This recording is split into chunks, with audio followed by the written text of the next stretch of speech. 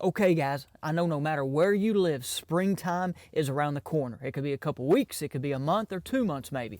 But one of the lures you're going to have on the deck of your boat for them bass in the spring is a bladed jig. Today in this video, we're going to have a couple tips on different retrieves for different areas, lakes, rivers across the country to help you put more fish in the boat this spring. Now let's get into it. Really quick, I'm going to announce the winner of this week's Bridgeford Beef Jerky giveaway. Every week, Bridgeford gives away a full case, that's 12 packs of Bridgeford Beef Jerky, to a commenter on our Monday videos.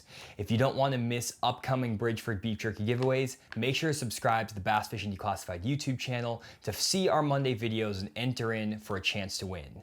This week's winner is on the screen here. If you're the winner, email us at info@fishthemoment.com with your username and also your mailing address, and we'll have Bridgeford send you a free case of beef jerky straight to your house. Huge shout out to Bridgeford for being the main sponsor of the Bass Fishing Declassified YouTube channel and for doing a giveaway every single week to let you guys try their great product. It's a great snack for the lake, and you can pick up Bridgeford Beef Jerky at your local Walmarts, gas stations, or dollar stores. Now back to the video. Okay guys, my Chatterbait Retrieve I'm going to talk about is for lowland reservoirs, but this retrieve will work in other parts of the country depending on your lake with the structure. It can be rivers or natural lakes.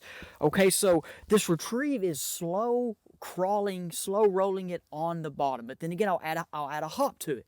So with that is when I would fish a jig back in my early part of my fish career, me and Johnny both would fish that jig really deep. We would slow roll it and try to feel them rocks. Okay, now with this then I like to fish flats. Okay, first of all, let's just say flats can be in the back of the creeks, middle of the creeks, or the mouths. But of course I'm going to look for where that creek ditch is relating to these flats, and there might not even need to be a ditch up there on those flats, just depending on your type of creek you're fishing or part of the lake. But I'm going to be looking for stumps, logs, and could be shell beds. Shell bed's the sneaky one.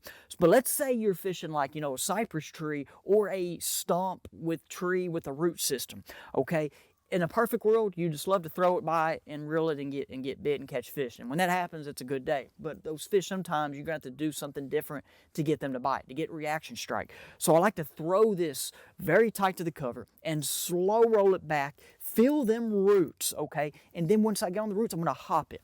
Now, sometimes you don't need to hop it. Even on a recent fishing trip I had, I was fishing cypress tree. I know the roots went out there. I'm slow rolling it down there, and that dude hit it as soon as I went over one stump, okay, or one piece of root on the tree.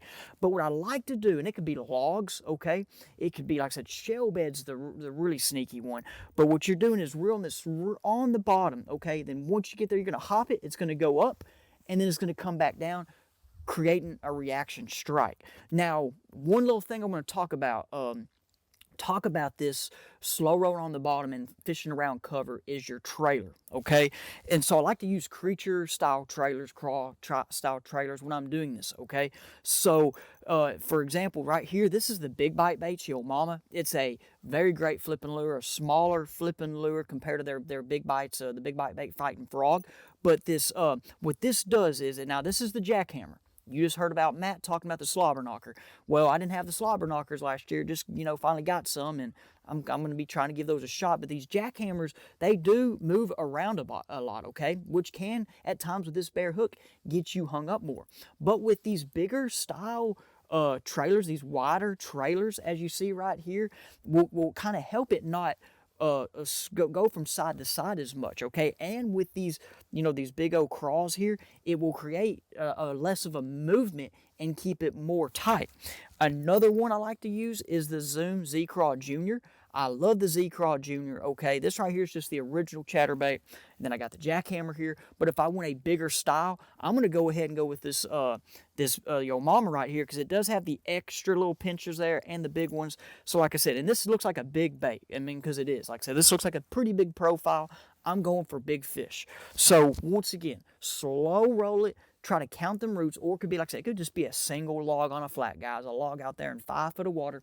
A great place for a fish to come up and pre-spawn at, or maybe even spawn at, depending on where you're fishing at.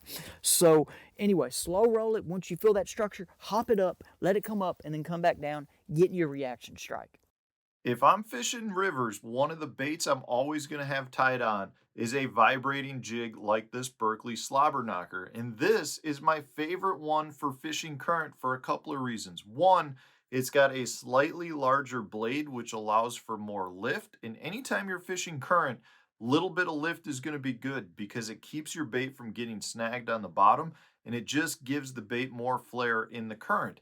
The other aspect to this bait that's so critical in rivers is the connection point. You've got a bar that runs across, and therefore you do not get nearly as much roll out of the bait.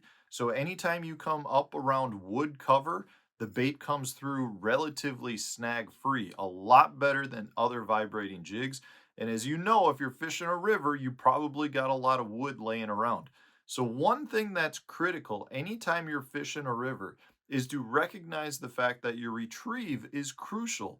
In my opinion, the best retrieve you can do is give your rod a 6-inch to 12-inch continuous pull or pulse, which will allow your bait to go like this in the water. And therefore, every time you stop that bait at the end of that 12-inch pulse, what happens is your skirt flares open and then you start to retrieve again. And it gives a very, very good, realistic approach as you're fishing current. Now, the other tip with this is you want to make as tight of a cast as possible to the cover that you're fishing, because anytime you're fishing in current, what happens is you get an eddy behind the object, whether it's a rock, a stump, a laydown, you get slack water. You actually will have a back flushing of current. So the closer you fish to the object, the easier it is for that back current to actually pull your bait into that object, meaning it pulls it into the eddy, that slack water area where the fish are generally going to be holding and waiting for food to be brought to them. So another tip, anytime you're fishing rivers with a vibrating jig, is to go with a lighter jig. In this case, you can see I've got a 3/8 ounce slobber knocker here, and anything from 3/8 ounce or less is what you're looking for. If you go heavier than that, the current has a much harder time to suck your bait back into where those fish are. A heavier bait will actually defeat that current and keep moving forward, and therefore moves out of the strike zone a lot faster. So a lightly weighted Berkeley slobber knocker with a slow pulse retrieve is one of your best techniques anytime you're fishing on current. Get yourself a couple and head out to your nearest river, because a lot of times they are some of the most under pressured bodies of water in your area. Hey guys, Kyle Cordiano with Bass Fishing Declassified today. Listen, I'm going to tell you guys a quick little tip on how to work a chatterbait that you may not already do. It's something that I do and I employ, and I catch a lot of big fish on it. A lot more fish will bite this technique instead of just the standard cast out, reel it in, twitch the grass, twitch the structure you're after. First things first, this unique chatterbait is called the Seeker chatterbait. This is made by Motion Fishing, so you can look at motionfishing.com. This is a Seeker chatterbait. What makes it unique is this unique head. So this head, it's got a unique shape to it, and what that shape of that head does is it makes this thing hunt like the old wiggle board. So this thing will sit there and it'll just dart real hard left to side. It's random, it'll almost roll. You can't really predict what it's gonna do, which bass love that. That's why the old wiggle boards were so cool. But that's what this does. That's why they call it the Seeker, because it literally seeks randomly. You can speed up the retrieve or twitch the rod and get some crazy action out of it. So that's one, is you try this new Seeker chatterbait. It's a pretty cool deal. But the technique I'm talking about, it's almost like the old school yo-yoing, but basically you're gonna cast that bait out, and I'm talking about fishing grass most of the time, or some type of shad spawn, some type of situation where the bass are feeding on bait. You're gonna throw that chatterbait out, you're gonna let it sink to the bottom. In fact, I'm on the water, I can show you what I'm talking about. You're gonna throw it out, you're gonna let that chatterbait sink to the bottom, and when it gets all the way to the bottom, the line quits sinking, you're just gonna pop it up in the air, and the whole time it's coming up, that rod's and that Seeker's hunting all the way up the top, and it's like an injured, dying bait fish. And then you pull it back up. Now, why that thing is sinking, the key is gonna be the trailer I'm talking about. There's two different types of trailers that I like to throw on a chatterbait, and both of them will have action as they're falling. So as that's, actually just had a bite. So as that's falling down and free falling down, the trailer slows the fall that down, and whether you've got some kind of creature bait or a boot tail bait kicking, that natural reaction of it going up and coming down, a lot of times that bite is when it's falling. So you're paying attention to that. You're working it up, and as soon as it gets to the top of the fall and it stops and comes down, a lot of times that's when you feel that thunk, and that's when you get that bite, and you catch giant fish that way. It gets a reaction out of those big fish. It's a good way to trick them.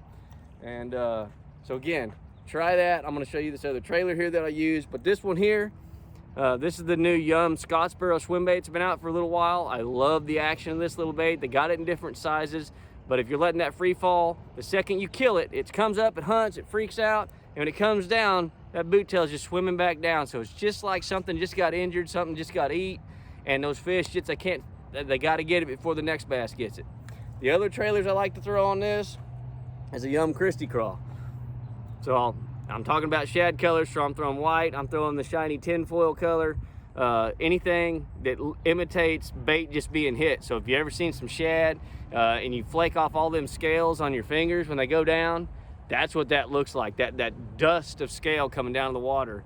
That color right there imitates that really well. And the way I rig that, and instead of rigging it like a craw, to where, you know, the crawdad just straight up and down, the pinchers are gonna crawl on the bottom, you flip this thing sideways and you run it like this. So your head's gonna be here and your craw's gonna be this, and it's gonna be rigged vertically instead horizontally. So when this thing's falling, it almost looks like the tail of a bait going down, and it will actually flutter like this. Both legs will go crazy all the way down. And so I'm literally just gonna size this up. I'm gonna try to get that hook about there. I want enough play, I want enough room beneath the skirt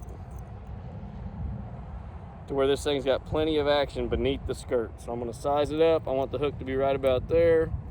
And so I'm gonna bite that down right there. And then again, instead of rigging it normal to where the crawfish is straight up and down, you're gonna flip him over 90 degrees. You're gonna run that hook through. And that's the other cool thing about this Seeker, guys. See the hook on it? It's got that spring on it. So you can screw, it's got the screw lock. So you go through way fewer baits and it hangs on, it doesn't ever come down from the bait. And you're just gonna wrap them pinchers around it and twist it up the hook. These hooks are sharp, sharp, sharp. And there you go. So now I've got that rigged vertically. So when I put that in the water, it's gonna dance it's gonna look like the tail of something fork-tailed. So like shad, something with a fork tail. It's gonna mimic more of a fork tail. So hope this guys helps you catch more fish, but try this whole yo-yo technique where you and kill it and wait for that bite at the top of that rise. That's when they'll hit it. Okay guys, those are some really good Chatterbait Retrieve tips. Hey, remember to leave us a comment on your favorite Chatterbait Retrieve. Okay, we appreciate you guys watching. Please like the video, subscribe to the channel if you have not. Hey, and we will see you next time.